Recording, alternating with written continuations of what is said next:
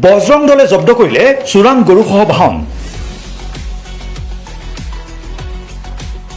হাজোৰ নয়নপুৰত বজৰং দলৰ সদস্যই পুৱতি নিশা জব্দ কৰে চোৰাং গৰু ভৰ্তি কণ্টেইনাৰ বাহন।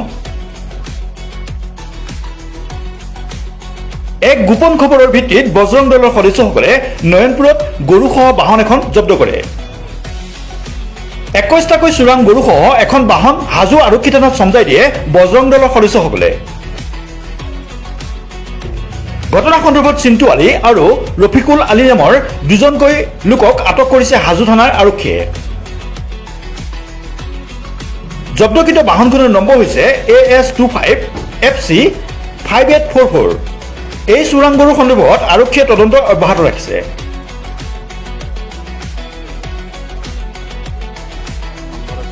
AS25F C5844 গাড়ীখন সাসপেক্টেড হয়।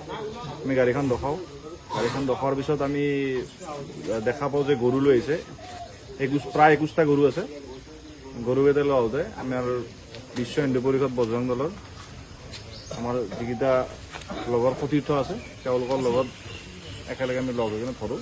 গাড়ীখন ধৰি কিনে গতাই দিওঁ। এই ৰাস্তাতে ডেইলি গৰু সৰবৰাহ হৈ থাকে। কাৰ নিৰ্দেশত কাৰ সেই সৰবৰাহ হৈ আছে সেই বস্তুটো মানে জানিব লাগে আৰু এই সৰবৰাহটো অতি শীঘ্ৰে বন্ধ হ'ব লাগে। আৰু খেতিৰ মধ্যে বহুত গৰু ভৰ্তি তাক ধৰিছে। হয়। আৰু খেতিৰ সিহঁতে মাৰা কি হ'ব? তেওঁলোক কাৰোবাৰ সেই কাৰ দম্ভালিত চলি আছে এইটো মই গম পোৱা নাই, কিন্তু মানে অতি শীঘ্ৰে এইটো বন্ধ হ'ব লাগে। কমলাকান্ত দাসৰ ৰিপৰ্ট ইউনিভাৰ্চেল নিউজ।